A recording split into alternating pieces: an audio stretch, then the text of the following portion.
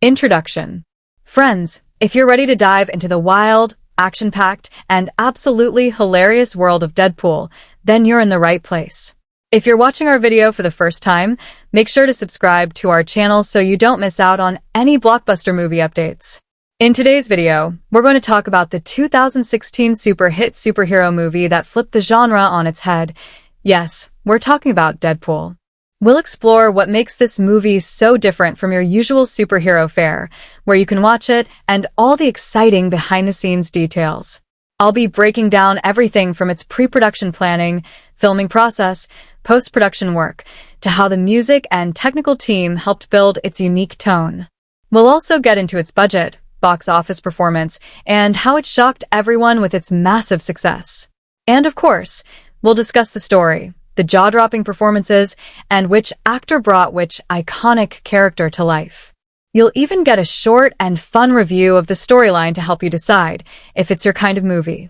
So, grab your popcorn and stay with us till the end, because this is going to be one seriously entertaining ride. Let's get started. Deadpool's plot isn't just a ride.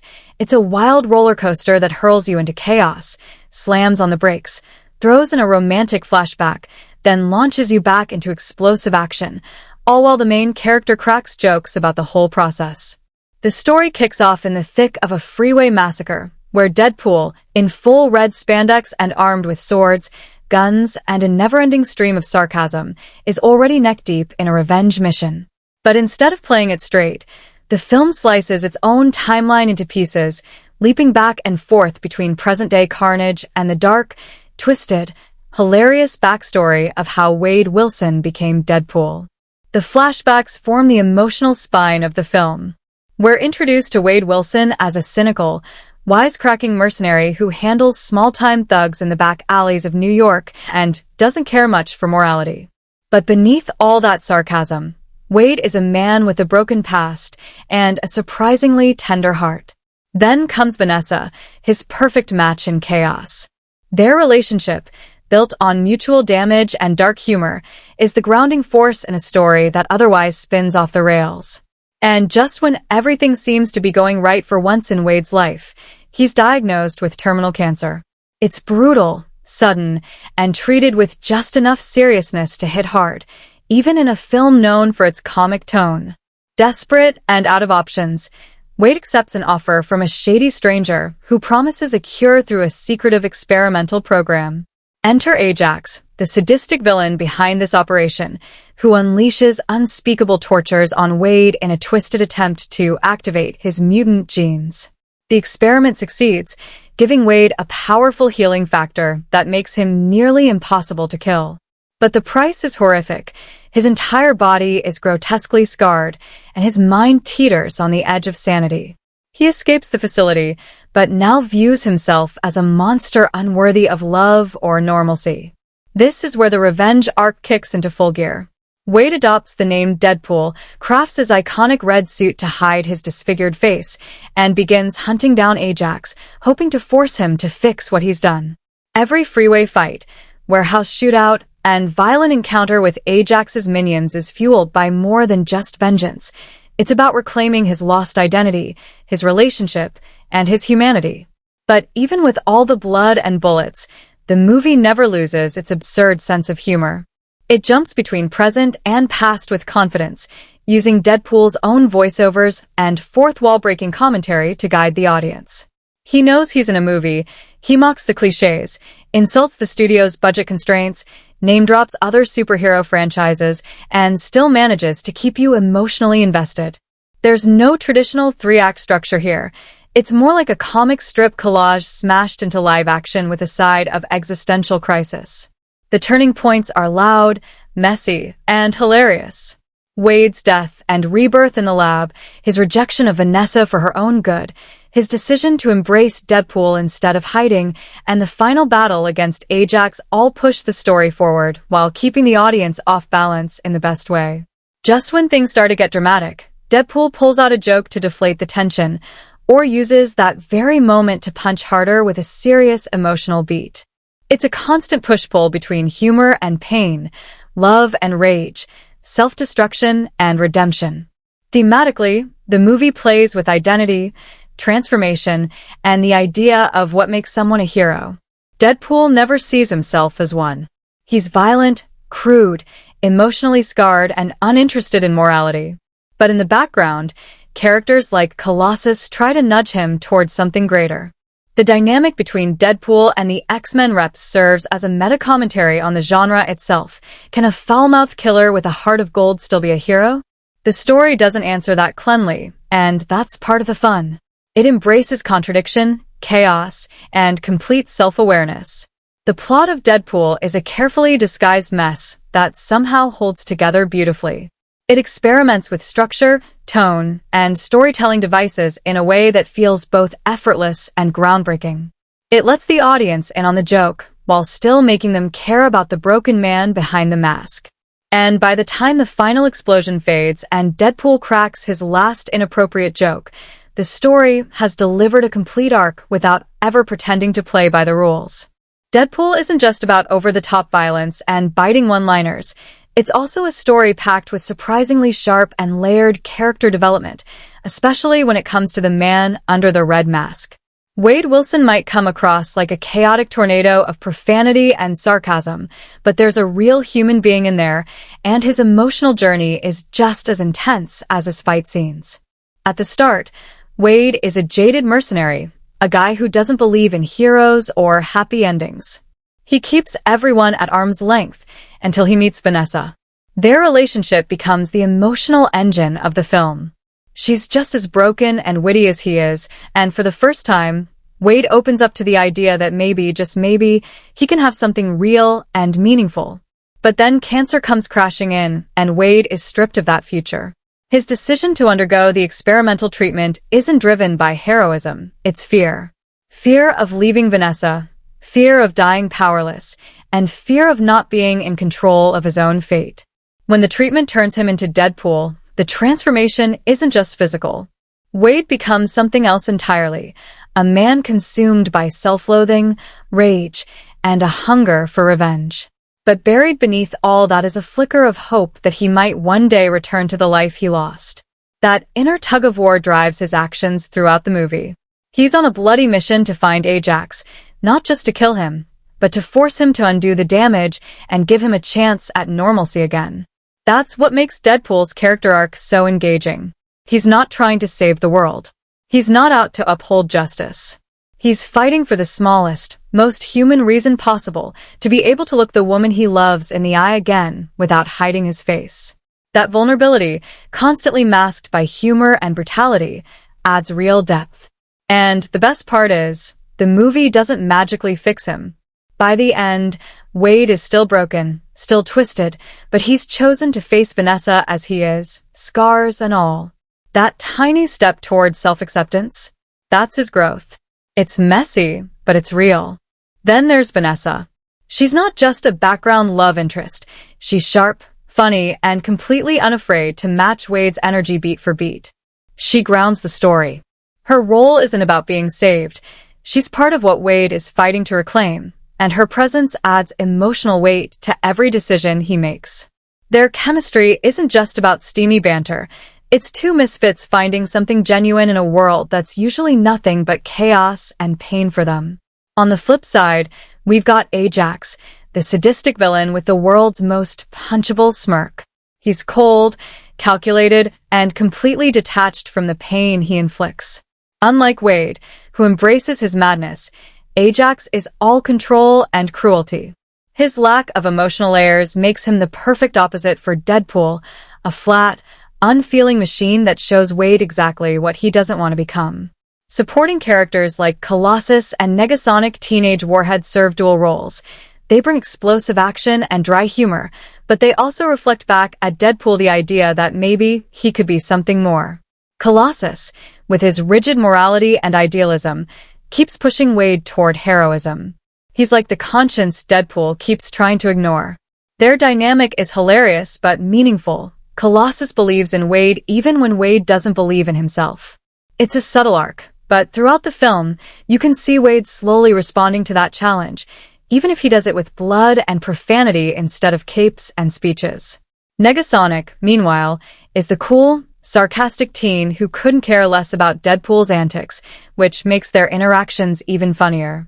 She's like a mirror of Deadpool's younger, more cynical self. The fact that she ends up fighting beside him in the end hints at Wade's slow, reluctant shift toward camaraderie and teamwork, even if he pretends not to care. Every character serves a purpose, not just in the plot, but in shaping who Deadpool becomes over the course of the film. Their relationships aren't just there for laughs. They challenge, support, and change him in ways he never asked for. And while he resists that growth every step of the way, it still happens, hidden beneath layers of violence, jokes, and red spandex. Deadpool might not want to admit he's changed, but by the end, he's not the same man who stepped into that lab. He's someone who finally starts to believe he deserves a second chance, not because he's a hero, but because he's finally learned to be okay with who he is. When it comes to performances in Deadpool, let's just say this isn't your typical case of an actor fitting into a role. It's more like the role was forged in a lab specifically for Ryan Reynolds, with just the right mix of sarcasm, charm, and mayhem. Reynolds doesn't just play Deadpool, he is Deadpool. From the very first second he appears on screen, he owns every frame with relentless energy and a sense of freedom that most superhero performances don't dare to touch. His timing is razor-sharp, his delivery is effortlessly hilarious, and even when he's wearing a full mask that hides every facial expression, he somehow still manages to emote like he's doing Shakespeare in a red onesie. Reynolds brings a physicality to the role that makes the action sequences pop, but more importantly, he brings soul to a character who could have easily been reduced to a walking punchline. He's constantly balancing humor with pain, rage with vulnerability. One moment he's cracking jokes about chimichangas and Hugh Jackman. The next he's quietly confronting the idea of being a monster who can't face the woman he loves. That balancing act is the secret sauce behind why this performance hits so hard. You laugh with him, you ache with him, and even as he insults half the characters on screen, you root for him without hesitation. Opposite him, Morena Baccarin as Vanessa is the perfect match. She isn't just the love interest on standby waiting to be rescued. She goes toe-to-toe with Reynolds in every scene, bringing her own brand of wit, strength, and emotion. Baccarin makes Vanessa more than just motivation for Deadpool's revenge arc. She makes her a living, breathing character with her own complexity. Their chemistry is electric and chaotic in the best way, and their scenes together have a raw, unapologetic honesty that cuts through the madness and grounds the story emotionally. Skrein as Ajax plays the villain with a calm, cruel edge that makes him hateable in the exact way the movie needs. He's not a mustache-twirling caricature. He's cold, calculating, and annoyingly smug. What makes his performance stand out isn't how over-the-top he goes, but how restrained and sinister he keeps it. His lack of empathy, especially during the torture scenes, gives Deadpool's vendetta real emotional fuel. Skrein never tries to steal the spotlight, but his presence adds weight to every confrontation. T.J. Miller as Weasel brings a laid-back, snarky energy to the movie that blends perfectly with Deadpool's chaos. He plays the best friend with zero heroic ambition and a mountain of casual insults. Their banter feels unscripted and natural, adding another layer of humor that helps keep the tone light even when the plot dips into darker territory. Carano as Dopinder, the sweet, slightly unhinged taxi driver, also sneaks in a surprisingly memorable performance. His innocent obsession with love and his deadpan responses to Deadpool's madness make him one of the film's most unexpected gems. Then there's Colossus and Negasonic Teenage Warhead. Colossus, voiced by Stefan Kapicic, is the noble, towering straight man to Deadpool's chaos. His voice performance is rich with old-school heroism, and he manages to be both unintentionally hilarious and genuinely endearing. He brings a kind of moral compass to the story, and even though he's animated, the personality behind his voice makes him feel completely alive. Brianna Hildebrand as Negasonic has fewer lines, but every one of them lands with dry, sarcastic perfection. She's the ultimate moody teen mutant, giving the movie an extra punch of attitude that contrasts nicely with Deadpool's non-stop noise. What really elevates all these performances is how much they get the tone of the film. Everyone is in on the joke, but no one's phoning it in. The actors commit fully, whether they're delivering emotional gut punches or hurling insults during a slow-motion action scene. Each performance fits perfectly into the film's chaotic universe and helps build a world where absurdity and sincerity walk hand in hand. It's that rare cast where everyone feels like they're playing exactly the role they were meant to play and loving every second of it. Tim Miller's direction in Deadpool is like someone handed the controls of a high-speed roller coaster to a mad genius with a sense of humor and zero interest in following the traditional superhero blueprint. He doesn't just direct a movie, he conducts a beautiful symphony of chaos, emotion, and relentless irreverence. It's his vision that keeps Deadpool from collapsing under the weight of its own insanity.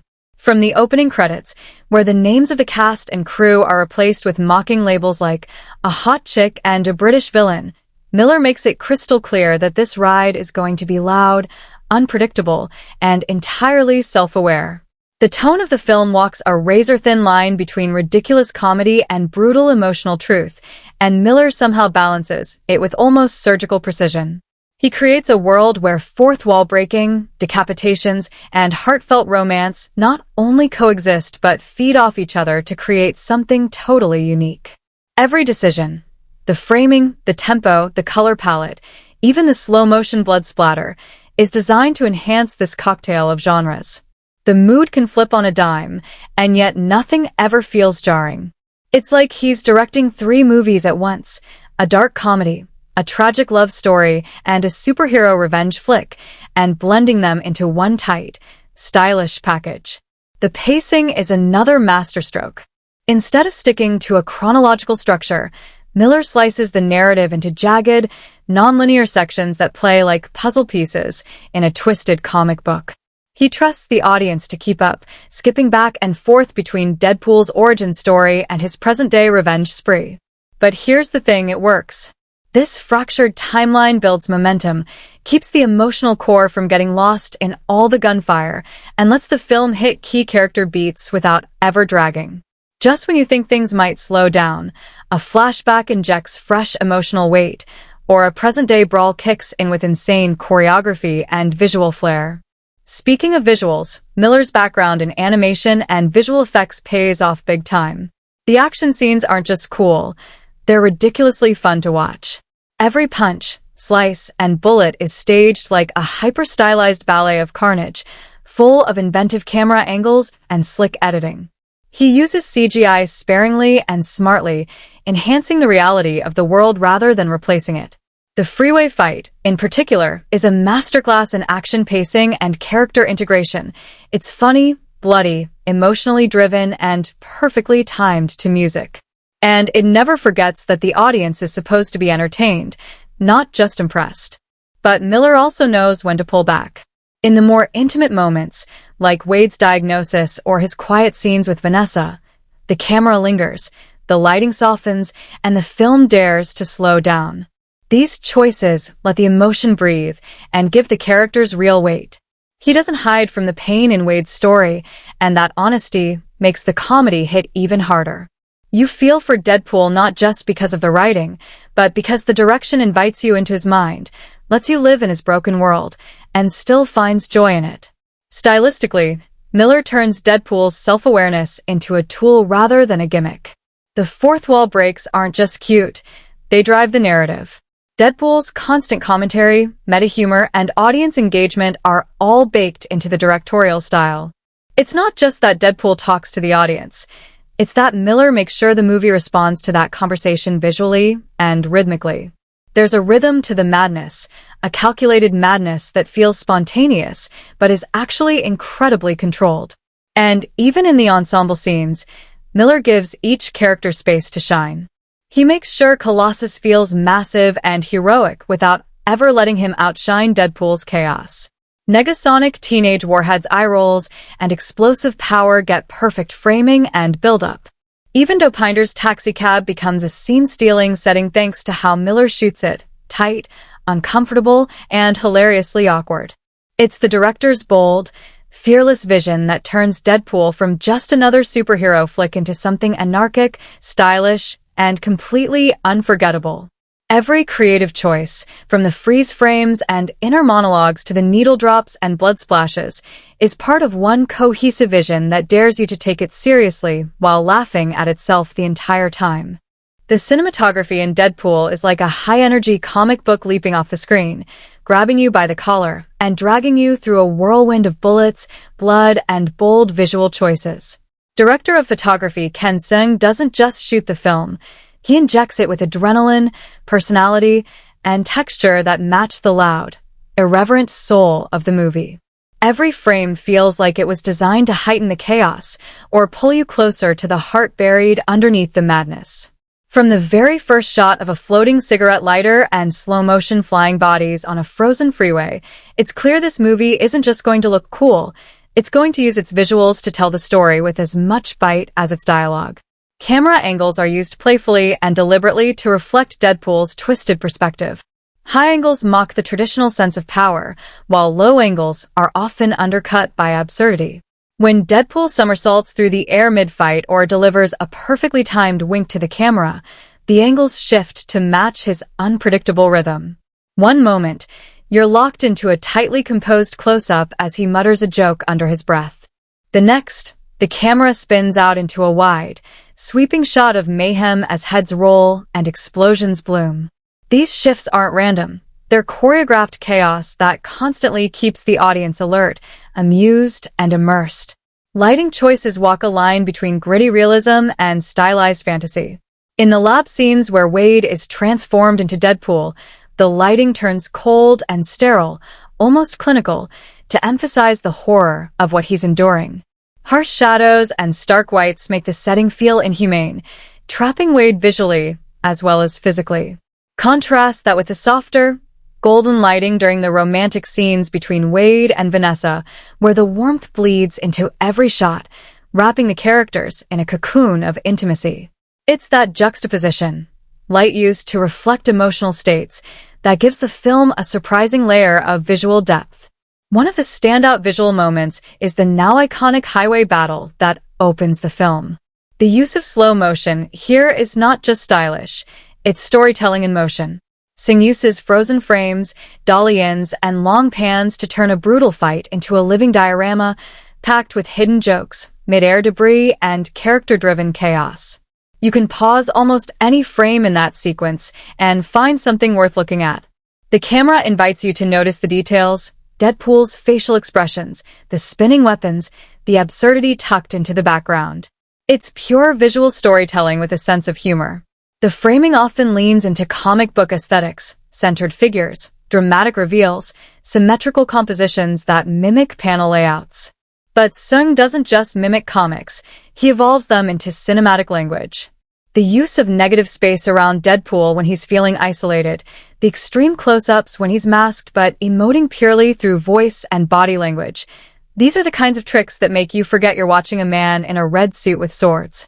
You're watching a character feel, struggle, joke, and break the rules, and the camera is his partner in crime.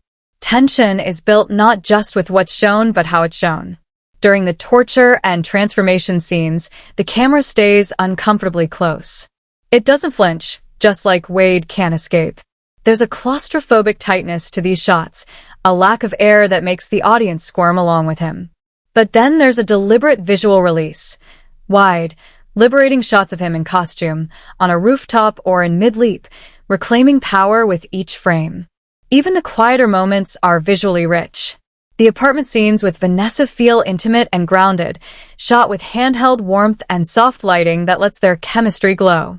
There's no need for visual gimmicks here. The camera just observes, letting the emotion do the heavy lifting.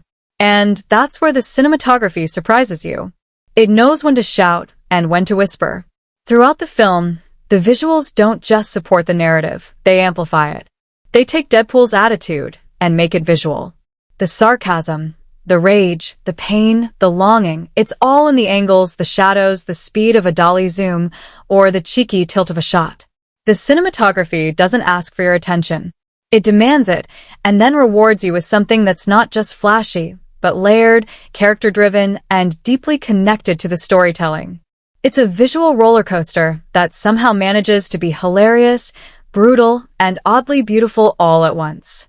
The editing in Deadpool is a finely tuned weapon, just like Deadpool himself. Sharp, quick, unexpected, and constantly flipping the tone between outrageous comedy and genuine emotion without missing a beat. From the very first sequence, the film's rhythm hits the ground running, literally, with a chaotic slow-motion highway brawl frozen in time while the credits roll with snarky labels instead of names. That opening doesn't just establish tone, it introduces a style of editing that's going to drive the film from start to finish. The editors don't just cut scenes together. They orchestrate them like a mixtape of action, heartbreak, and inappropriate jokes. What makes the pacing so engaging is how deliberately it breaks the rules. Rather than following a straight three-act structure, the movie dances between timelines. Present-day Deadpool is slicing up henchmen on the freeway, then boom, cut to a flashback of Wade Wilson's pre-mutant days. But these jumps never feel jarring. They're stitched together with slick transitions, clever voiceover, and visual cues that keep the audience locked in. Each time the film shifts from the high energy now to the darker, more emotional then, it's time to either deepen the impact or set up the next big laugh or explosion. There's a rhythm to the madness that keeps the tempo consistent even as the tone constantly shifts. The editing choices allow for full control over Deadpool's voice, quite literally. His internal monologue flows effortlessly across timelines, scenes, and emotional states. He'll be mid-fight and then comment on his own flashback as it begins to play, creating a layer of storytelling that's uniquely tied to how scenes are cut.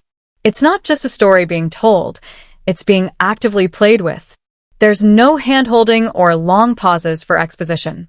The editing trusts the audience to keep up, and that makes the experience far more fun. It's fast, but it's not messy. It moves like a graphic novel being flipped at high speed. Every page a punch, a laugh, or a gut punch. Action scenes are where the editing gets flashy, but it never loses clarity. In the hands of a lesser editor, the rapid movement and violence could easily devolve into a blur. But here, every blow, every sword swing, every gunshot is precisely timed to music cues and punchlines. The freeway battle unfolds with slow-motion cutaways, punchy jump cuts, and a razor-sharp sense of visual timing. Instead of dragging out big action moments or racing through them, the edit lets each beat land with impact.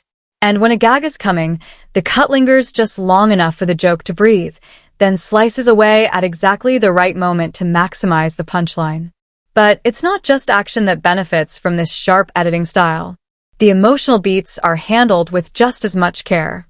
Scenes between Wade and Vanessa are edited with subtlety and warmth, using longer takes, smoother cuts, and a gentler rhythm. These moments give the audience room to connect with the characters, creating a deeper investment in what's at stake later. The contrast between these softer, slower moments and the high-octane chaos around them only makes the emotions hit harder. There are no sagging midsections here. The pacing never stalls out with unnecessary filler or side plots. Even the quieter scenes are kept lean and relevant, with jokes and emotional stakes woven together tightly. If anything, the film feels like it's sprinting a marathon, high energy, but never exhausting. It knows when to pause, when to breathe, and when to crank everything back up to 11. Montages are used sparingly but effectively. Wade's mutation and torture sequence is brutal, but the editing layers it with quick, jagged cuts that reflect his descent into pain and madness. It's not a pretty transformation. It's deliberately disorienting and raw, and the edit makes sure you feel every moment of it without overstaying its welcome. The film's rhythm plays directly into its tone, relentless, but never overbearing.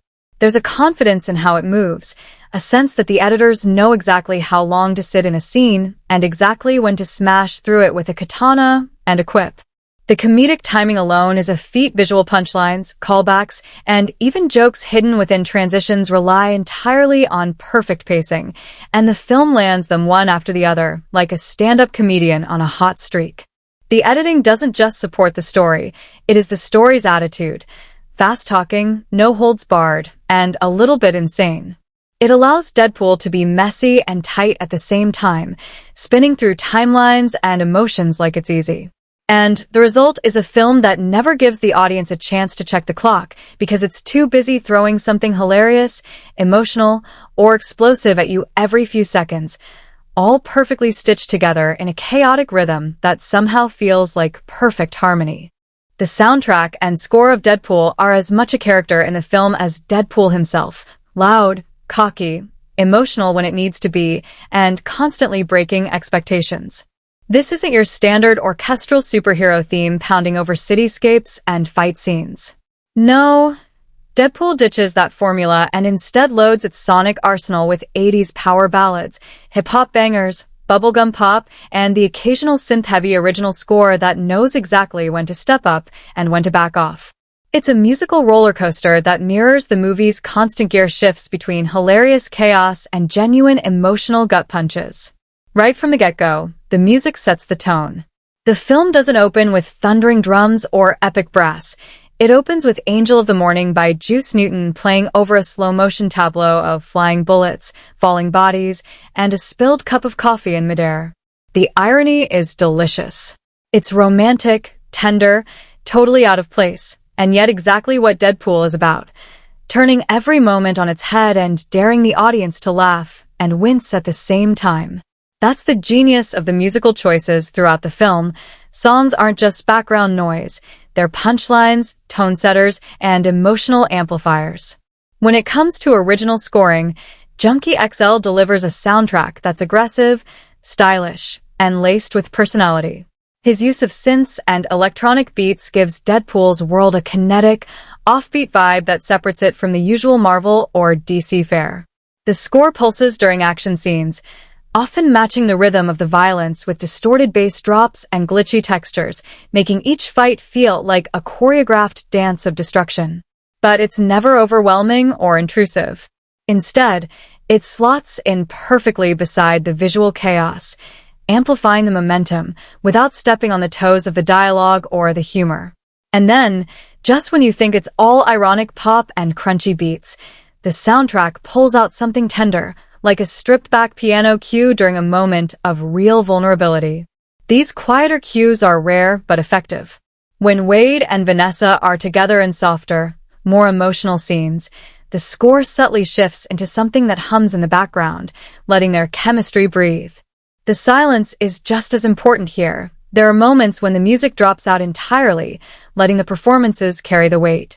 That contrast makes the soundtrack hit harder when it does return, often swinging back in with something totally unexpected, like Shoot by Salt and Peppa or X Gon Give It To You by DMX. Those pop tracks are used with surgical precision. They're not randomly slapped on top of scenes, they're timed like comedic and emotional grenades. DMX blasting while Deadpool goes on a killing spree? It's the perfect blend of hype and hilarity. Careless Whisper playing over the end credits? It turns a typical movie outro into one final laugh. The music constantly plays with the audience's expectations, refusing to let them settle into a predictable rhythm. And yet, it never feels like a playlist thrown together for style points. Each track has a purpose, whether it's underscoring the absurdity of a fight or highlighting the sweetness of a moment Deadpool would never admit is romantic. There's also a meta quality to the soundtrack. Deadpool himself acknowledges the songs, sometimes singing along, sometimes dancing, sometimes using them as setups for jokes. The barrier between sound and story is constantly broken, which only enhances the immersive, chaotic fun. The movie's entire DNA is built around that concept, self-aware storytelling that invites the audience in on the joke, and the soundtrack plays a crucial role in keeping that relationship alive and kicking. Ultimately, the music in Deadpool is like the film's perfect partner in crime. It knows when to make noise, when to pull back, when to make you laugh, and when to make you feel something real. It's curated chaos, wrapped in nostalgia, attitude, and an unapologetic love for the absurd. And whether it's a cheesy ballad underscoring a massacre or a hard-hitting beat pushing an action sequence into overdrive, it's always got one goal in mind: keep the audience grinning, grooving, and glued to the screen. Beneath the blood-soaked gags, snarky remarks, and fourth-wall-smashing chaos, Deadpool hides a surprisingly heartfelt collection of themes that give all the madness a deeper pulse. This is a film that pretends not to care, mocks its own genre at every turn, and acts like it's too cool for depth. But that's exactly what makes its emotional core hit even harder. The beauty of Deadpool is that it doesn't shout its messages at you. It buries them beneath layers of sarcasm, then lets them sneak up and punch you in the gut just when you least expect it. At the heart of it all is the theme of identity, how we see ourselves versus how the world sees us. Wade Wilson begins the film as a man who doesn't believe he deserves anything better than a life on the fringes. Even when he finds love with Vanessa, he sees it as an accident, something temporary. Once he's diagnosed with cancer, that fragile identity crumbles. He clings to the hope of survival through the shadowy experimental treatment, but when it leaves him disfigured and tortured, his identity is shattered completely. He becomes Deadpool not just in name, but in mindset. Someone who hides behind a mask, afraid that the real version of himself is no longer lovable. The story isn't just about him taking revenge or cracking wise. It's about him slowly learning that who he is underneath all the trauma is still worth something. The red suit might be a symbol of power, but it's also armor against shame. Self-acceptance becomes another major theme, but it's filtered through comedy and conflict. Deadpool refuses to show Vanessa his face because he sees himself as a monster. He's convinced that love can't survive his scars, that his worth has vanished with his appearance. But through all the slicing, shooting, and screaming, what he's really fighting for is the ability to be vulnerable again. And that's where the film earns real emotional depth. Beneath the explosions and one-liners, this is a story about learning to live with the parts of yourself you hate.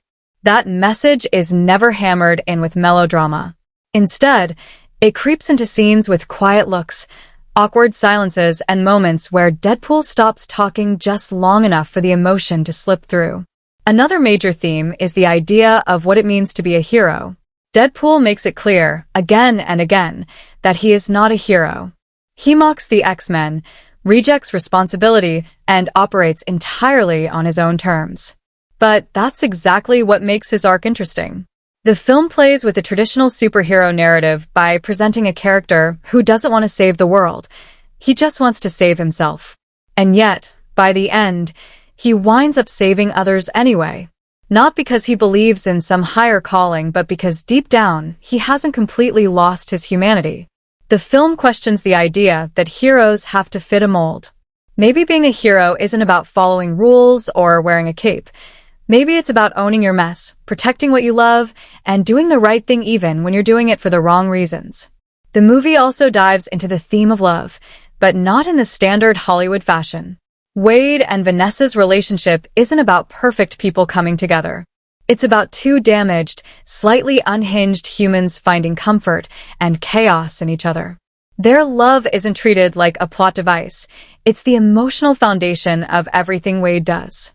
That makes the theme of unconditional love quietly powerful. When Vanessa accepts him, scars and all, it delivers the emotional payoff the film's been building toward without turning it into a cheesy redemption arc. It's not that he's healed. It's that he's accepted. Even the film's endless humor has a thematic thread. It's a defense mechanism, a shield against pain, rejection, and fear. Deadpool uses comedy the same way he uses violence. To distract, to cope, to stay in control. The audience laughs with him, but they're also clued into the truth behind the jokes. The film suggests that sometimes laughter is survival. It doesn't make the pain go away, but it gives you a weapon to fight back with. Then there's the meta-theme of genre subversion. Deadpool constantly points fingers at the superhero movie playbook and tears out the pages in real time. It mocks origin stories, training montages, final showdowns, and even studio budgets. But in doing so, it forces you to think about what makes these tropes work in the first place. By deconstructing the genre, it invites the audience to re-examine what they expect from their heroes and why they love them. It's not just parody. It's a reflection of how storytelling itself evolves when you stop taking the rules seriously. In the end, Deadpool uses its chaos and comedy as camouflage for a story about identity, vulnerability, resilience, and love that isn't perfect or clean, but real. It doesn't lecture, it doesn't beg for sympathy, and it doesn't ask to be taken seriously. Which is exactly why, when those deeper messages land, they stick with you long after the last punchline. The visual effects in Deadpool walk the perfect tightrope between being slick enough to wow and gritty enough to keep the film's chaotic tone intact. This isn't a movie that drowns in glossy CGI spectacle. This is a film that uses its effects like a scalpel rather than a sledgehammer, even when it's slicing heads off in slow motion. Every explosion, every superpowered punch, every absurdly impossible leap is crafted not just to look cool, but to support the ridiculous, over-the-top, fourth-wall-breaking world that Deadpool lives in. Take the freeway sequence, for example. That's the crown jewel of digital trickery in this film. The slow-motion midair car flip with bodies, weapons, debris, and Deadpool himself all frozen in chaos? That's visual storytelling in motion. The CGI doesn't just fill the space. It orchestrates a moment. From the crumpling metal to the balletic blood splatter, everything is detailed but stylized, hyper-real but grounded. It feels like a living comic book panel caught mid-flip. And yet, it never pulls the viewer out of the moment because the effects are synced with character and tone. It's not about looking real, it's about feeling right for Deadpool's absurd universe. Colossus is one of the biggest CGI challenges in the movie, literally. He's entirely digital, towering over everyone else with a gleaming metal body that could have easily looked cartoonish. But the animation is so tightly calibrated that he moves with weight and presence.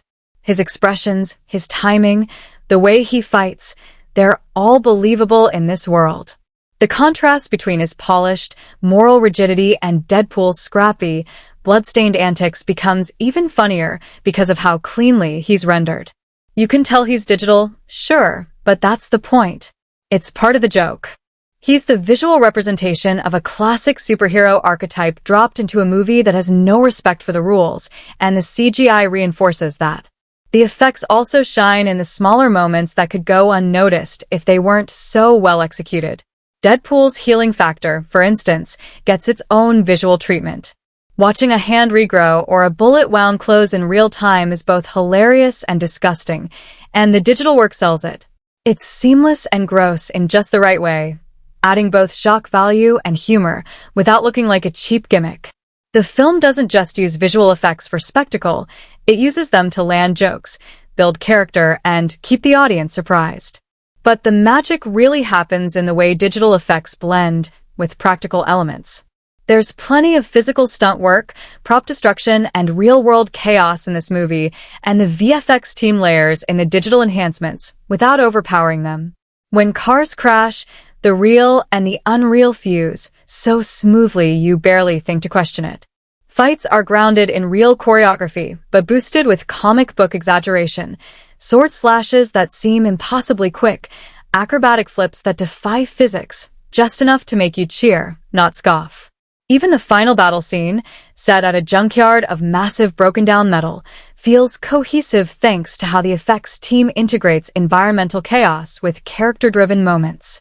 There's debris flying, crumbling structures, and explosions, but it never becomes visual noise. It's controlled mayhem. And more importantly, it never forgets to keep Deadpool front and center, using the world around him like a playground. The CGI doesn't steal the scene, it makes the scene more fun for him to play in. There's also a refreshing honesty in how the film embraces its budget. This isn't a $200 million epic, and the movie knows it. In fact, Deadpool himself mocks the lack of funding, the limited X-Men cameos, and the small-scale setting. But what the film lacks in sheer size, it more than makes up for in precision. Instead of trying to fake epic scale, the effects are used smartly and surgically, focusing on timing, punchlines, and personality rather than bombast. Nothing in the visual effects feels lazy or pasted in just to fill screen time. Everything digital serves a purpose, whether it's making a fight funnier, making a mutant power believable, or giving Deadpool's ridiculous antics an exaggerated edge that fits his off-the-wall reality.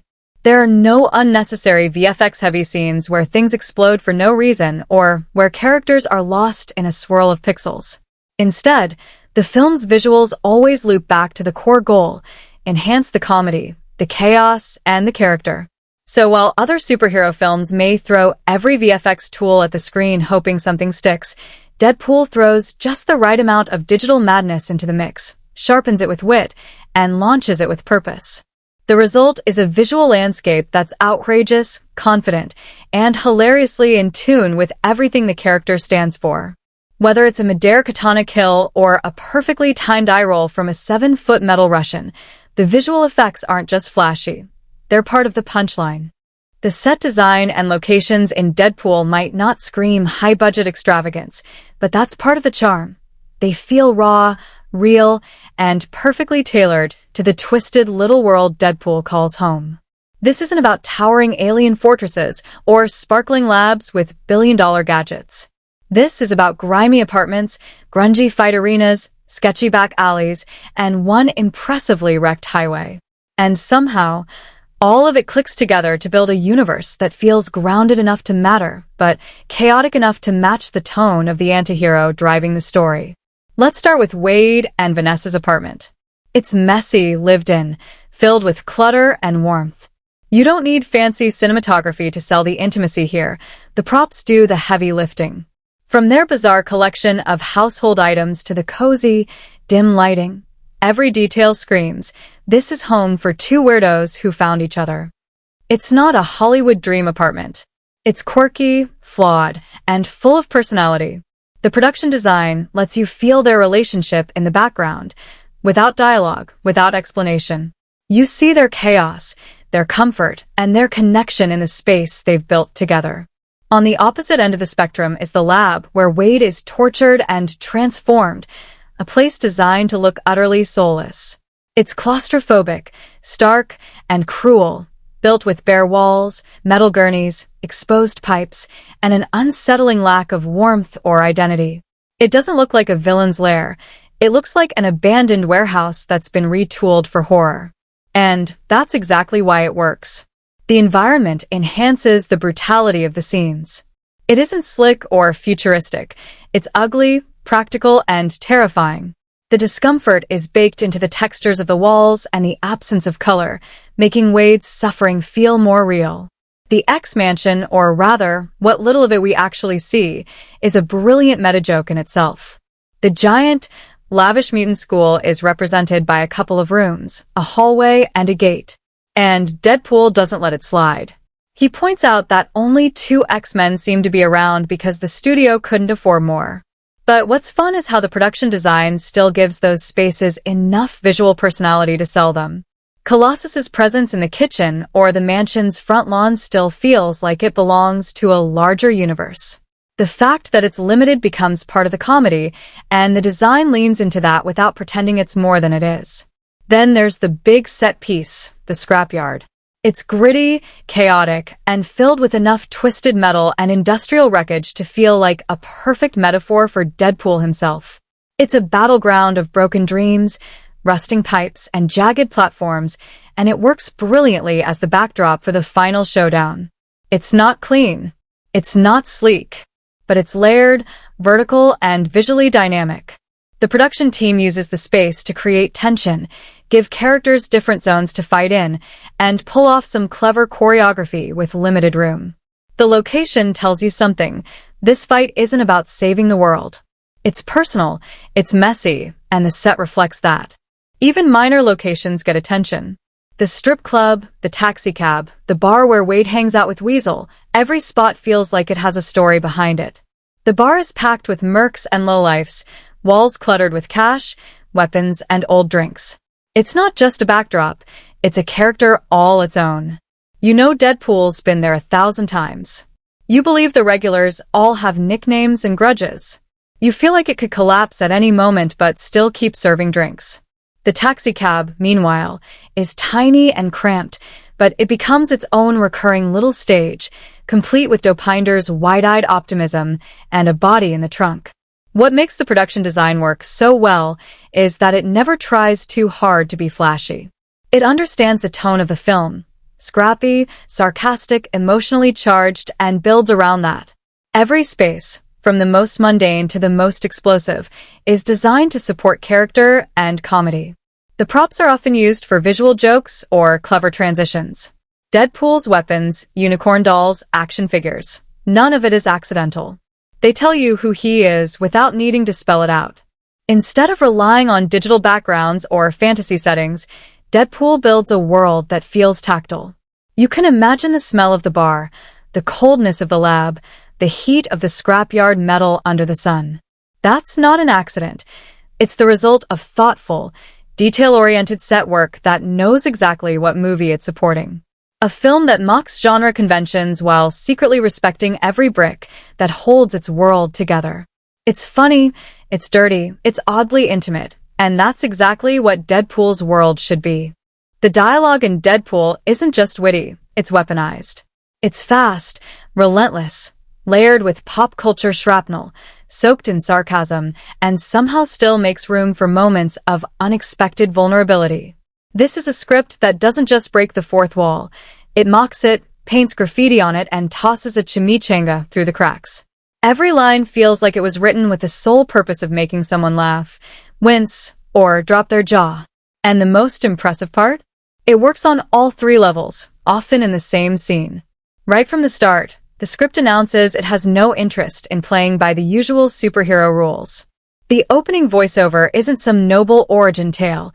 It's Deadpool cracking jokes about the audience, the credits, and the genre itself. But it's not randomness for the sake of being edgy. The humor is razor-sharp, often meta, always purposeful. When Deadpool calls Colossus a big, chrome, cock gobbler, or suggests that the studio couldn't afford more X-Men, it's not just a gag, it's commentary. The script constantly reminds you that this is a character who knows he's in a movie, and he's going to hijack it with jokes whether the narrative likes it or not. Yet for all the punchlines and vulgar hilarity, the writing has real heart buried underneath. The relationship between Wade and Vanessa is written with surprising honesty. Their banter is filthy, yes, but also playful, warm, and full of mutual respect. The way they talk to each other isn't stiff or romanticized. It feels like two people who actually get each other, flaws and all. When Wade disappears after his mutation, his silence says more than any joke could. And when he finally returns to her, the dialogue doesn't dip into melodrama. It stays true to the tone. Awkward, hilarious, a little broken, but undeniably heartfelt. That balance is the script's secret weapon. The emotional weight sneaks in through the cracks between laughs. When Wade talks about his cancer, or when he finally removes his mask in front of Vanessa, the script doesn't shift into sappy territory. It stays sharp, stays honest, but lets the emotional truth land. The humor becomes a coping mechanism, a way to survive pain instead of avoiding it. And that's where the writing shines. It never sacrifices character for a joke. Even the wildest insults and crudest punchlines come from a place of deep personality. Deadpool isn't saying things to be funny. He's saying things because that's how he deals. There are countless standout lines, but what makes them pop is how they're delivered within context. You're probably thinking, my boyfriend said this was a superhero movie, but that guy just turned that other guy into a ing kebab. Isn't just funny. It sets the stage. It tells you what kind of ride you're in for. I may be super, but I'm no hero isn't just a tagline. It's the thesis of the film, baked into Wade's bitter humor and deep self-loathing. And then there's the little gems scattered throughout the script like landmines. Lines like McAvoy or Stewart. These timelines are so confusing, do more than poke fun. They dismantle the entire continuity of superhero cinema in a single breath. Even side characters get their moment. Weasel's dry sarcasm, Negasonic teenage warheads' eye-roll-worthy snark, and Opinder's nervous monologues all have their own flavor. The writers don't give all the punchlines to Deadpool. They build a world where every character has a voice that fits, a rhythm that adds to the musicality of the film's language. And let's not forget Ajax, the villain, whose calm and precise way of speaking makes him the perfect contrast to Wade's chaos. The difference in tone makes their conflict more than just physical. It's verbal warfare between styles of being. The script also makes brilliant use of repetition and callback. Jokes introduced early, like the unicorn fetish or the obsession with chimichangas, return later in unexpected ways, creating a rhythm that rewards attention. Dialogue never hangs in the air pointlessly. It always either builds character, lands a joke, or sets up something that's going to pay off later, often explosively. And what really ties it all together is the confidence of the writing. The script knows what it is, an R-rated, self-aware roller coaster, and it commits fully. It doesn't dilute the voice. It doesn't censor the absurdity. It leans into the chaos, then somehow pulls real emotion out of it. Every line, whether it's about love, murder, cancer, or Hugh Jackman, feels like it belongs. The script treats the audience like co-conspirators, winking, nudging, and daring them to keep up. In a film packed with action, mutants, and mayhem, it's the words, how they're delivered, where they land, and how true they feel, that make Deadpool so endlessly rewatchable. The dialogue never forgets that storytelling is performance, personality, and precision, and that every great insult, one-liner, or whispered truth leaves its mark if it hits just right. When it comes to genre execution, Deadpool doesn't just bend the rules. It turns them into balloon animals and throws them out a moving taxi. On the surface, it might look like another superhero origin story, complete with a vengeful protagonist, a sadistic villain, and a climactic showdown involving massive property damage. But dig a little deeper and you'll find a movie that gleefully dismantles every superhero convention it can get its hands on, then builds something smarter, snarkier, and way more unpredictable in its place. This film doesn't follow the traditional superhero blueprint. It punches holes through it, tapes it back together with duct tape and sarcasm, and then sets it on fire for good measure. The hero isn't noble or self-sacrificing. Wade Wilson is a foul-mouthed mercenary whose idea of justice involves excessive violence, personal revenge, and wildly inappropriate humor. He doesn't fight to save the world. He fights to get his face fixed and win back the woman he loves. That personal, small-scale motivation flips the usual stakes-driven narrative on its head. There's no alien invasion, no city-wide destruction. Just one man's gloriously inappropriate quest for redemption through blood, bullets, and bad behavior. The humor is where Deadpool truly reinvents the genre. Most superhero films toss in a few witty lines or sarcastic sidekicks to break the tension, but this one is the tension, the comedy, and the chaos, all rolled into one red-suited lunatic. It's not just funny, it's relentlessly, absurdly, aggressively funny. The jokes come at the expense of everything: superhero cliches, other Marvel properties, pop culture, the X-Men franchise, even the studio that made the film. Deadpool doesn't just break the fourth wall. He demolishes it, rebuilds it, and then graffiti tags it with Ryan Reynolds' face. That level of self-awareness turns the genre inside out, mocking its own existence while still delivering a genuinely entertaining action movie. Yet despite all the meta-commentary and comedic mayhem, the film never loses its footing in the action department. The fight scenes are tightly choreographed, bloody, and creative. The slow-motion freeway ambush is a masterclass in stylized violence, blending brutality with balletic flair and just enough visual gags to keep things from getting too grim. The final battle atop a scrapyard wreckage doesn't just serve spectacle, it pushes character arcs forward, gives side characters their moments, and manages to wrap up Deadpool's emotional journey in a swirl of explosions and profanity. It's action with purpose and punchlines. The film also flirts with romantic drama, and surprisingly, it nails that too. The love story between Wade and Vanessa doesn't feel like a genre obligation. It feels like the emotional engine powering all the madness. Their relationship is messy, weird, and deeply human, and it adds a surprising layer of sincerity to a movie otherwise drenched in irony. That emotional thread keeps the film from feeling like a joke machine. It makes all the decapitations and unicorn jokes weirdly meaningful. It gives Deadpool a reason to fight beyond just survival or vengeance. It gives him something to fight for. Suspense isn't the main flavor here, but the film does build tension in clever ways. The back-and-forth structure between past and present keeps viewers guessing how Wade ended up in his suit, when and how he'll cross paths with Ajax again, and what kind of revenge he'll cook up. There's a narrative playfulness that keeps things fresh, even for seasoned genre fans who think they've seen it all. The movie constantly pulls the rug out from under you, Not with shocking twists, but with punchlines where dramatic pauses should be, with character choices that defy tropes, and with an unwavering refusal to take anything seriously for more than 10 seconds. And that's where Deadpool succeeds wildly as a genre piece. It doesn't throw away the genre, it understands it deeply, respects its bones, then gleefully decorates those bones with glitter, crude jokes, and a truckload of chimichangas. It delivers all the things you want from a superhero flick: fights, powers, villains, stakes, but packages them in a way that feels entirely new. It doesn't just make fun of the formula. It rewrites it from the ground up while still delivering on every beat that makes the genre enjoyable.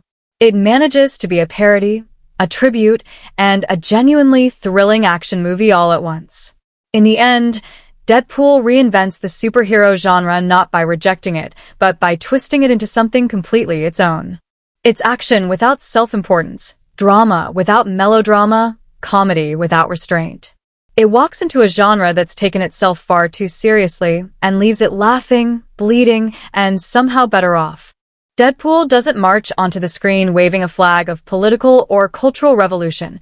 It crashes in through the back door, flips the bird to traditional values, and leaves a trail of social commentary hidden beneath a pile of innuendos, decapitations, and chimichangas.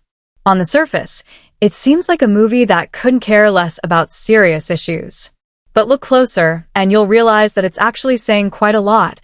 It just chooses to laugh while doing it. The film doesn't deliver its commentary like a lecture.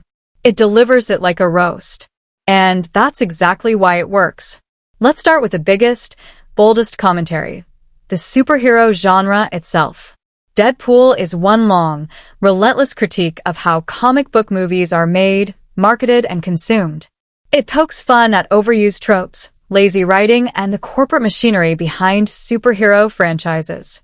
From the sarcastic opening credits, labeling cast members as cliches like a moody teen and a CGI character, to Deadpool's constant jabs at the X-Men, Wolverine, and even the studio's budget, the film is constantly drawing attention to how formulaic and polished the genre has become. And in doing so, it exposes just how hungry audiences are for something that breaks that mold. It's a cultural punch to the ribs of an industry that too often takes itself too seriously. There's also a sharp, sneaky layer of class commentary. Wade Wilson isn't a billionaire, a god, or a chosen one. He's a broke, foul-mouthed mercenary hanging out in a bar full of criminals and weirdos. His world isn't filled with high-tech suits or flying fortresses. It's made of grimy apartments, shady labs, and second-hand weapons. He doesn't get recruited by a secret government agency or trained by a wise mentor. He's thrown into a nightmare by a sketchy corporate science project that treats people like lab rats. The contrast is clear. This isn't the sleek world of Tony Stark or Bruce Wayne. This is the underbelly of superhero society, and it reflects a more grounded, cynical view of the systems that create heroes. The film also brushes against themes of body image and disfigurement in a way that's more honest than most genre entries dare to be. After Wade's transformation, he doesn't emerge with a cool costume and glowing eyes. He looks like a horror movie victim, and it wrecks his confidence. His trauma isn't just physical, it's emotional. He's convinced that his value as a person is tied to his appearance, and that no one, especially Vanessa, could love him looking the way he does. This is a surprisingly raw commentary on how much our culture equates beauty with worth. And the film doesn't resolve it with a magic fix or superficial makeover. It lets him sit in that pain, joke about it, run from it, and eventually face it head-on. It's messy, but it's honest. And let's not forget the way Deadpool handles gender roles and relationships. Vanessa isn't a damsel in distress. She's tough, smart, and sexually open without being reduced to a trope. She and Wade have one of the most balanced, hilarious, and believable relationships in any superhero movie, precisely because it doesn't rely on tired cliches. Their love story is raunchy, weird, and sweet all at once. It respects the characters' equality rather than forcing them into neat roles. And yes, there's plenty of sex jokes, but the film never shames Vanessa or treats her as just eye candy. She's in on the joke, and she throws punches just as hard. On the cultural side, The film leans hard into pop culture references, not just for laughs, but to reflect the world Deadpool inhabits. This is a character who grew up watching the same movies, hearing the same songs, and suffering through the same nonsense as the audience. He references everything from Star Wars to Wham! To Taken, and those references aren't just jokes. They anchor the character in a world we recognize. That's what makes Deadpool feel so modern and so real. He's not from some alternate reality where everyone talks like a Shakespearean action hero. He's from our world, and he's commenting on it constantly. The film even touches lightly on themes of exploitation and power abuse, especially through its villain, Ajax. The so-called treatment Wade receives is a metaphor for how systems claim to help but actually harm. There's no accountability, no ethics, no consent. It's all about creating tools, not saving people. And Wade's revenge isn't about saving the world. It's about confronting someone who turned him into a product, a weapon. The personal vendetta masks a deeper critique of how power is wielded over the vulnerable in the name of progress. Even the way the movie deals with morality is a commentary in itself. Deadpool doesn't care about justice or protecting the innocent. He's not interested in what's right. He's interested in what hurts the people who hurt him. That moral ambiguity stands in contrast to the clean-cut heroes who spout ideals while casually leveling cities. Deadpool doesn't pretend to be good. He's just honest about being bad. That brutal honesty ends up feeling more trustworthy than all the noble speeches in more traditional superhero flicks. So while Deadpool may not wave a giant banner saying, "This is social commentary," it absolutely delivers it. In between the laughs, inside the insults, and underneath all the flying limbs. It holds up a mirror to the superhero genre, to toxic beauty standards, to the idea of who gets to be a hero, and what power looks like when you stop pretending it's noble.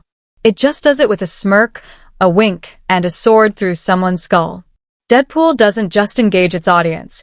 It grabs them by the collar, shoves them into a roller coaster made of blades and punchlines, and dares them not to scream, laugh, or rewind every 5 minutes. This is a film that thrives on reaction. It's built for it. Whether it's laughter from an outrageous insult, a gasp at a midair headshot, or that quiet little emotional gut punch when Wade finally removes his mask, Deadpool knows how to play its audience like an electric guitar with broken strings and rocket boosters.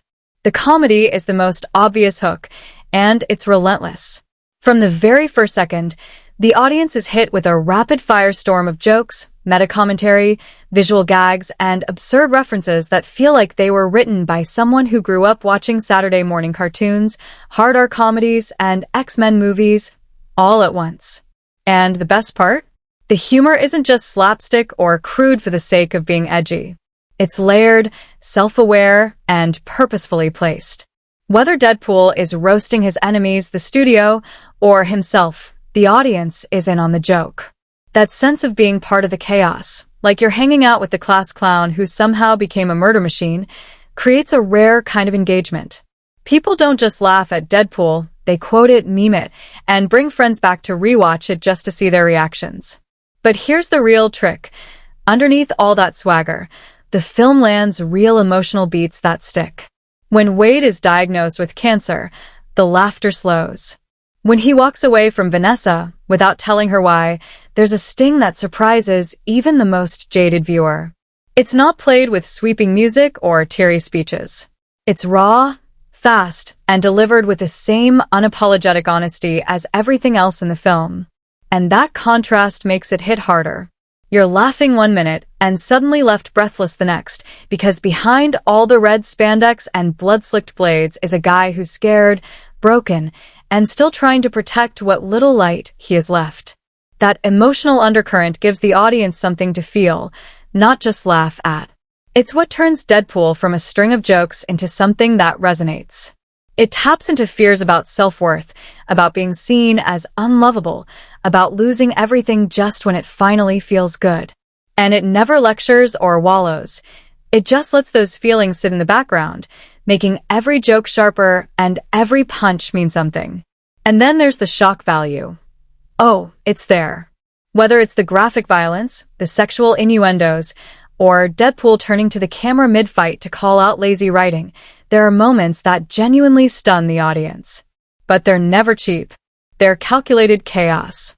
That shocking freeway flip, the surprise appearance of Colossus, Wade's twisted sense of victory, these aren't just spectacle. They're designed to push the boundaries of what audiences expect from superhero films and keep viewers on their toes.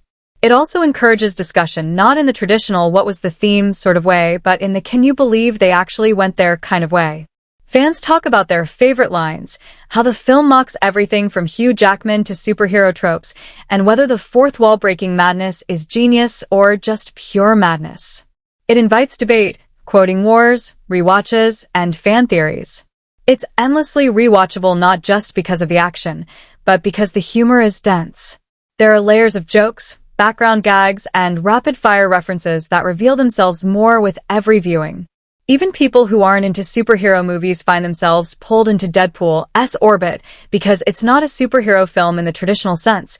It's a relationship movie, a revenge story, a satire, a comedy, and an action epic all smashed together in a way that feels strangely intimate. Wade talks to the audience like a friend, or maybe a drunk cousin who won't shut up at dinner, and that creates a bond that most action movies never manage to forge. The film also respects the intelligence of its audience. It assumes you're sharp enough to follow fast-paced humor, layered references, and emotional shifts without spoon-feeding any of it.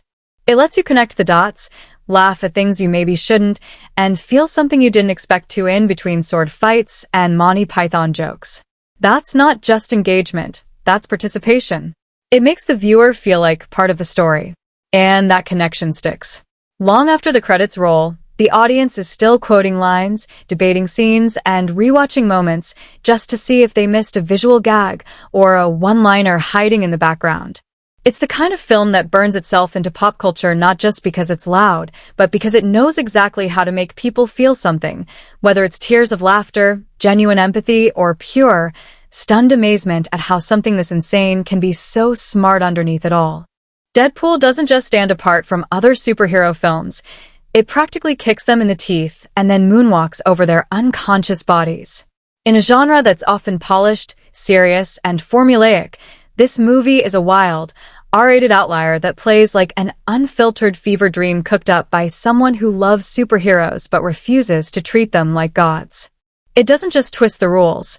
It throws them into a blender along with some duct tape, a unicorn, and several gallons of fake blood.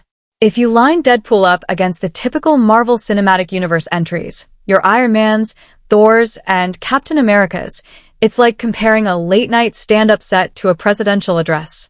While those films build carefully structured arcs, noble sacrifices, and sweeping orchestral scores, Deadpool dives headfirst into chaos with jokes flying, swords slashing, and a lead character who openly mocks the idea of even having a structured arc. He doesn't want to save the world. He wants to kill a guy for ruining his face and get his girlfriend back. That's not just different. It's refreshingly petty. And it works because the film knows exactly what it is and dares every other movie to loosen up for once. Even compared to the darker and grittier entries in the genre, like Logan, The Dark Knight, or Watchmen, Deadpool offers something they don't: freedom from self-seriousness. It's not brooding or philosophical. It doesn't spend 2 hours asking what justice means in a morally gray world. It spends 2 hours making you laugh, then punches you in the emotions when you're least expecting it. And then it mocks itself for getting emotional. It's a tone that's nearly impossible to pull off, yet somehow Deadpool nails it without ever feeling like it's trying too hard. Against films like Guardians of the Galaxy or Kick-Ass, which also mix irreverence with action, Deadpool still manages to feel edgier, faster, and more unpredictable. Guardians has heart and humor, sure, but it still fits snugly into the Marvel mold with big cosmic battles and carefully timed character moments. Kick-Ass plays with violence and satire, but it leans into its own darkness in a way that occasionally drags. Deadpool, meanwhile, keeps its blade sharp and its tongue sharper. Every time it threatens to become sincere, it pulls back with a perfectly timed insult or an over-the-top visual gag, all without ever losing its emotional spine. Within the X-Men franchise itself, Deadpool feels like the rebellious stepchild no one can control, and that's precisely its strength. While other X-Men films are tangled up in timelines, allegories, and mutant politics, Deadpool casually kicks down the door, makes a few jokes about Professor X's wheelchair, and skips the exposition entirely. It doesn't care about canon. It doesn't even try to fit in. That freedom allows it to feel alive in a way that most of its franchise cousins don't. It pokes fun at the very world it lives in, while still adding to it in a way that feels uniquely fresh. Even when you compare it to other R-rated superhero films like The Suicide Squad or Logan, Deadpool carves out a space all its own. Logan is a brutal, somber swan song, a character study soaked in blood and sadness. Deadpool is the opposite. It's punk rock with a katana. The Suicide Squad goes hard on gore and humor too, but where that film leans into ensemble chaos and political absurdity, Deadpool is a tightly focused character piece wrapped in a self-aware comic book. It's not about showing how crazy the world is, it's about how crazy one man can be when you take away his rules and give him a microphone. And from a directorial standpoint, considering this was Tim Miller's feature debut, the film is a bit of a mic drop. There's confidence in every scene, every transition, every visual gag. The stylistic choices, slow-motion mid-air kills, freeze-frame title cards, hyper-edited flashbacks, aren't just flashy for the sake of it. They all serve to push Deadpool's voice, his energy, and his perspective. It's a film that feels like it could have fallen apart at any moment, but instead it flies forward with reckless control, completely aware of how much fun it's having. Later superhero directors may have tried to capture that same anarchic flair, but few have matched this film's balance of chaos and clarity. The truth is, Deadpool doesn't just offer something new, it actively rejects everything safe and familiar about superhero storytelling, and somehow still delivers exactly what audiences want: excitement, laughter, catharsis, and characters worth caring about. It doesn't just stand out. It makes everything else look like it's wearing a suit and tie at a costume party full of mercenaries and mutants. It's the class clown of superhero cinema, but somehow, the one that ends up rewriting the curriculum. Deadpool may be packed with dick jokes, exploding limbs, and pop culture jabs, but underneath that wild surface is a surprising amount of layered symbolism and metaphor. You just have to squint a little through the blood splatter and sarcasm to see it. The film is built on the foundation of a man who's physically broken, emotionally wrecked, and utterly self-aware, and that foundation is laced with clever visual cues and thematic callbacks that give the whole thing a lot more weight than the average superhero romp. This isn't just a loud, vulgar action movie. It's a story that uses absurdity to mask its deeper truths. Take Wade's red suit. On the surface, it's a running gag, so bad guys can't see me bleed, but that line alone is loaded with symbolism. His suit is both armor and camouflage, a way to shield his vulnerable, mutilated self from the world while also expressing his rage, his irreverence, and his absolute refusal to play by anyone else's rules. It becomes a visual metaphor for the persona he builds to deal with trauma. The mask isn't just about hiding identity. It's about constructing a new one that can survive the emotional and physical wreckage left behind after his transformation. Every time he cracks a joke or slices off a limb in that suit, it's not just violence or comedy, it's survival. Then there's the constant use of mirrors and reflections. Wade is constantly reacting to how he looks, before and after the transformation. There's a running metaphor about physical appearance equating to worth, and the brutal disfigurement he suffers serves as a kind of symbolic exile. He doesn't just lose his old face, he loses who he thinks he was. The fact that he refuses to let Vanessa see him until the very end is less about her acceptance and more about his own shame, his belief that the outside now defines the inside. That arc of slowly shedding the mask to face his own humanity again plays out through small, deliberate choices in the film. Moments where he's silent, where his face is half hidden in shadow, or where his humor suddenly drops away to reveal something raw. Wade's healing factor is also deeply symbolic. It's not just a superpower, it's a metaphor for how people cope with trauma. He heals fast, but it's always messy. Bones crack back into place. Skin knits itself together in grotesque fashion. That's not just a physical gag. It's a reflection of how emotional healing works for him too. He patches himself together with crude jokes, violence, and detachment, but it doesn't make him whole. His body may be indestructible, but emotionally, he's hanging by threads. The more he tries to hide behind the quips, the more obvious it becomes that he's still broken underneath. Recurring motifs also pop up in the form of love and loss. Vanessa's character isn't just a love interest. She represents the last piece of Wade's life before it shattered. Their relationship is littered with strange, goofy symbols, a shared love of twisted holidays, offbeat humor, and chaotic sex, but all of that becomes a backdrop for what she really symbolizes: hope, grounding, and the idea that someone can love him even at his worst. The unicorn plushie, while obviously used for comedic purposes, also represents that duality of innocence and perversion that defines Wade himself. He's filthy, yes, but he's also capable of real emotional connection and vulnerability. Even the villain, Ajax, isn't just a sadistic thug. He's the embodiment of systematic abuse. He represents institutions that destroy people under the guise of helping them, stripping them of identity and dignity. His calm demeanor, sterile surroundings, and clinical approach to torture create a metaphorical stage for how power can manipulate and dehumanize. He's less of a classic antagonist and more of a twisted metaphor for corporate exploitation, mirrored by the actual studio's low-budget constraints, which the film hilariously calls out within itself. Its commentary wrapped in a supervillain's smirk. The bar for mercenaries, Sister Margaret's school for wayward girls, is another symbolic location. It's a hideout for the morally flexible, the emotionally damaged, and the half-mad. It becomes a hub of identity for people who don't belong in the polished world of traditional heroes. The bar is plastered with death pools, cheap liquor, and insults, but it's also a place of belonging. That contradiction between crudeness and community mirrors Wade's own duality: violent but loyal, selfish but capable of love, broken but still standing. And then there's the storytelling structure itself. The nonlinear timeline, the constant flashbacks, the jumping back and forth between chaos and calm. It's not just a stylistic flourish. It mirrors Wade's fractured sense of self, the way he's piecing together who he is now from scattered memories, unresolved pain, and the ridiculous narrative he's forcing himself to tell. The audience gets the story the way Deadpool wants to tell it: loud, wild, disjointed, and full of distractions, because that's how he copes. That fractured narrative becomes a metaphor for trauma and recovery disguised as a comedic storytelling gimmick. And of course, the fourth wall breaking. Wade knows he's in a movie. He speaks to the audience.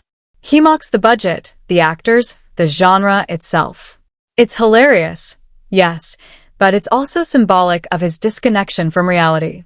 That awareness becomes his superpower, a way to distance himself from the pain, from expectations, and from being boxed into one identity. The film becomes a reflection of Wade's psyche, self-aware, erratic, and constantly trying to rewrite its own story.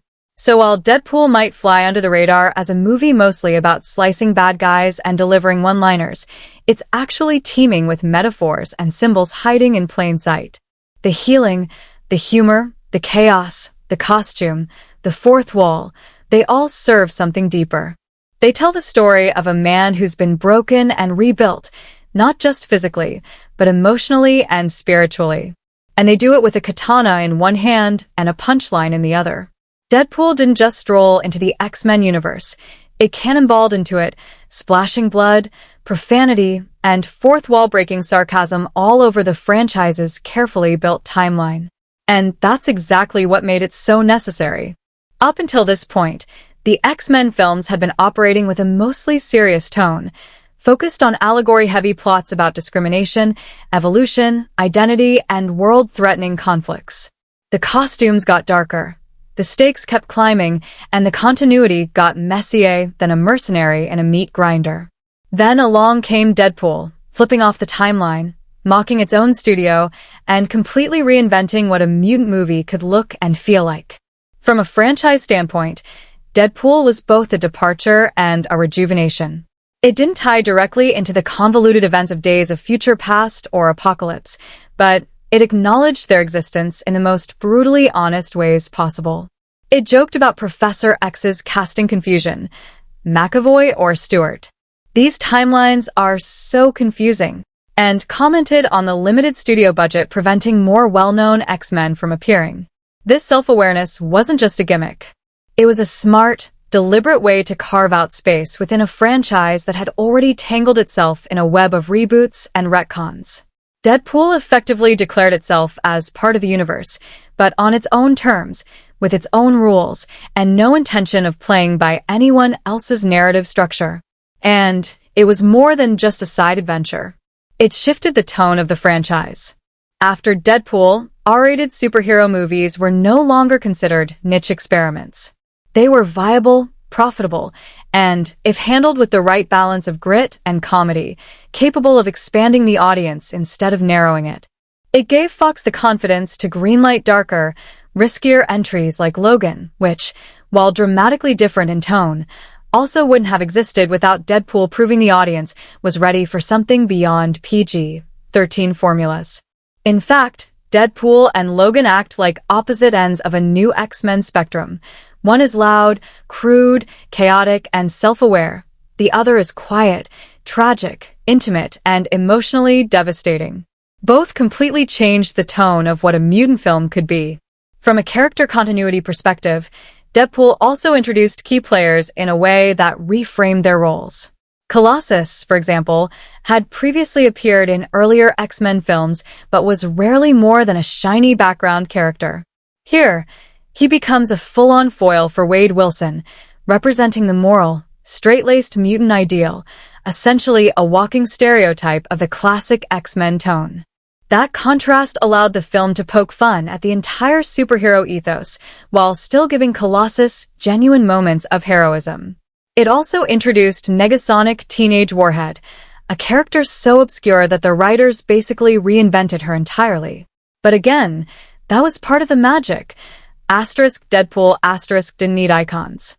It thrived on the lesser-known, the underused, and the unexpected. That gave it freedom to experiment, to go off-script, and to make jokes no other franchise entry would dare touch. In a broader cinematic context, Deadpool also marked a pivotal moment in superhero film history. Up until then, most R-rated comic book movies were either niche, Punisher, Warzone, Watchmen, or critical misfires, Spawn, Jonah Hex. Deadpool changed the game by embracing its mature content in a way that felt organic to the character rather than tacked on for shock value. The violence, language, and sexual humor weren't there to push boundaries for their own sake. They were an authentic part of Wade Wilson's voice. That authenticity resonated with audiences, and suddenly studios realized that superheroes didn't have to be squeaky clean or overly dramatic to be successful. They just had to be honest. Historically, Deadpool also flipped the conversation around fan influence and studio risk-taking. It's no secret that the film only got greenlit after leaked test footage, featuring Deadpool's highway flip and hilarious banter, went viral. Fans responded so passionately that the studio was practically forced to let the project move forward. That alone created a new kind of precedent. A film born out of fan demand, created on a relatively small budget by superhero standards, with a lead actor who had previously failed in the same role, X-Men Origins, Wolverine *, and it ended up being one of the biggest box office successes in R-rated history. That kind of narrative just doesn't happen often in Hollywood, and when it does, it shakes things up. So in the sprawling, inconsistent, mutant-filled world of the X-Men franchise, Deadpool is both an outlier and a trendsetter. It acknowledges the past while refusing to be trapped by it. It mocks the timeline while somehow fitting into it. And it opens the door to new possibilities, not just for sequels and spin-offs, but for how superhero films approach tone, audience expectations, and creative freedom. It didn't just become part of the series. It disrupted it, rebooted its attitude, and redefined its potential, all while flipping off the camera and smirking the entire time. Deadpool was made on a budget that, by superhero movie standards, was about the cost of craft services on an Avengers set. With roughly $58 million to work with, the filmmakers had less than a third of what most major comic book films were burning through at the time. But instead of using that as an excuse, they turned it into their greatest strength. The limited budget forced the team to get creative, bold, and laser-focused on what really mattered. There were no massive armies of CGI aliens or interdimensional portals. What you got was a couple of sets, a killer script, a tight cast, and the most deliciously irreverent tone in superhero history, and it all worked like a charm. The movie leaned into its budget like it was part of the joke. It wasn't just aware of its limitations, it weaponized them. From Deadpool's sarcastic comments about only 2 X-Men showing up at the mansion because the studio couldn't afford more, to that opening freeway fight scene being so brilliantly choreographed that you forgot the entire thing was probably shot on a very tight schedule with reused locations. Every moment was designed to squeeze every last drop out of every dollar. And yet nothing ever felt cheap. The production quality is so sharp and self-aware that the lower budget becomes part of the film's character. The practical effects, the gritty set designs, the quick-hit action, all of it adds up to something that feels polished without ever feeling bloated. Now let's talk about the box office, because this is where the real bloodbath happened, and not the Deadpool kind. With modest expectations from the studio, Deadpool absolutely demolished the box office, raking in over $780 million worldwide. That's nearly 13 times its budget. It didn't just break records, it shattered them while doing a celebratory crotch thrust and winking at the audience. It became the highest-grossing R-rated movie of all time at the time of release, the biggest debut for a February release, and one of the top comic book film openings in history, all while flaunting a character most studios didn't even believe could carry a movie. How did this happen? 2 words: marketing genius. The promotional campaign for Deadpool is the stuff of legend. It didn't sell a superhero film. It sold a personality. The marketing was funny, raunchy, meta, and everywhere. From holiday-themed posters to viral videos of Deadpool interrupting your screen time to wish you Happy Valentine's Day or warn you about testicular cancer, the campaign was relentless and brilliant. It wasn't just advertising a movie, it was building a relationship with its audience.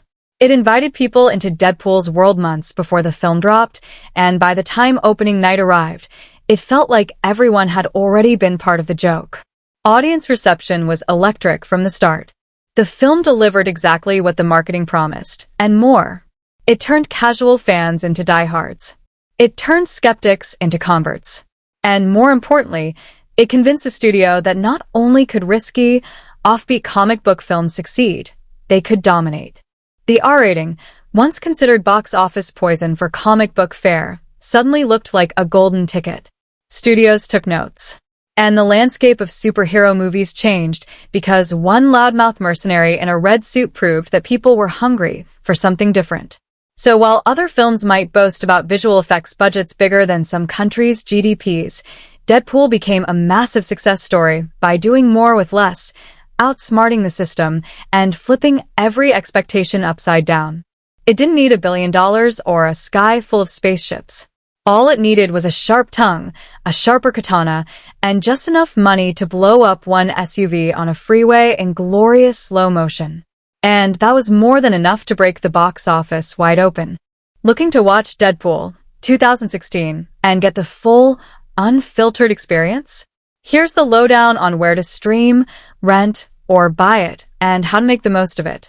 The film is available on major streaming platforms depending on your region. If you're outside the US, platforms like Disney Plus often carry Deadpool under their Star Hub. In the US, you're more likely to find it on Hulu as part of the Disney bundle. These services usually offer it in high definition or even 4K, making it a solid option if you're looking for great picture quality with the convenience of a subscription. If streaming isn't your style and you prefer to have it on demand, the film is widely available for digital rental or purchase. You can find it on platforms like Amazon Video, Apple TV, Google Play, the Microsoft Store, and other digital marketplaces. Rental prices typically start around the $3.99 range, while purchasing it outright usually lands somewhere between $10 to $15 depending on quality and region. Some platforms even offer bonus features like behind-the-scenes clips, blooper reels, and commentary tracks, which are a goldmine if you're a fan of Deadpool's irreverent charm and want to peek into the madness behind the scenes. Now, for the fun part, how to actually watch it. For full impact, go for the biggest screen and best speakers you have. The film's rapid-fire humor, action-packed sequences, and flashy visuals are best experienced without distractions. If you're planning a solo watch, throw on some headphones and soak in every chaotic second. For a group viewing, aim for a late-night showing with friends who can appreciate the R-rated absurdity and don't mind a little blood with their punchlines. It's a film that thrives on audience reactions, so laughter, gasps, and groans are all part of the package. If you've already seen it, it's worth a rewatch just to catch the jokes you missed the first time around, because trust me, there are a lot of them packed into every frame. And if you're diving in for the first time, brace yourself for a ride that's fast, funny, ferocious, and unlike anything else in the superhero genre. Whether you stream it, rent it, or buy it, just make sure you give it the kind of attention that a foul-mouthed, katana-wielding antihero deserves.